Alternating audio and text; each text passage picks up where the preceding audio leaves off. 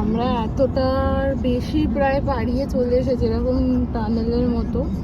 এটা তো বিশ্বের দ্বিতীয় বৃহত্তম এয়ারপোর্ট, দুবাই এয়ারপোর্ট। তার পাশ দিয়ে যাচ্ছি এখন আমরা ডেজার্ট সাফারির উদ্দেশ্যে।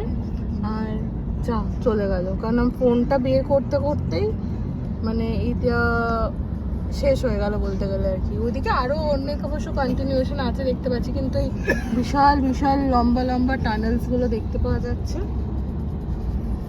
আর এই দিকটাতে আমরা আসিনি শহরে।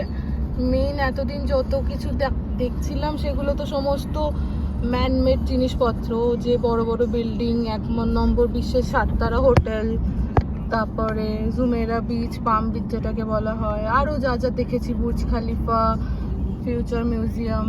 আর এখন যেটা দেখতে যাচ্ছি সেটা একেবারেই প্রাকৃতিক ন্যাচারাল ডেজার্ট।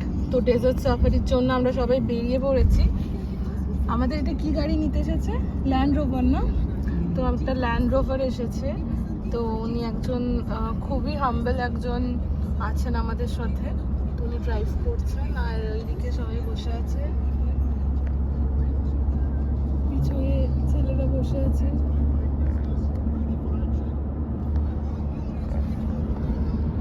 এই দিকটা একটুখানি ফাঁকা ফাঁকা দেখছি। আগের দিন যে জায়গাগুলো দেখেছিলাম ওখানগুলো এত বড় বড় উঁচু উঁচু বিল্ডিং, এত বড় বড় টাওয়ার, এত সমস্ত কিছু, তাই না বলো?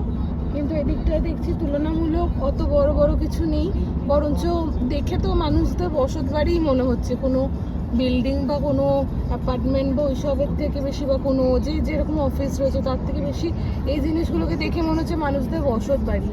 ভুলও হতে পারি, জানি না, কিন্তু ওই উঁচু উঁচু টাওয়ারগুলো এদিকটায় নেই। এদিকটায় দাও তো দেখছি সব ছোট ছোট, খুবই সুন্দর, একদম পরিপাটি, নিপাট, পরিচ্ছন্ন সব কিছু, কিন্তু ওই উঁচু উঁচু জিনিসগুলো আর এদিকে দেখছি না। তো ভীষণ সুন্দর লাগছে।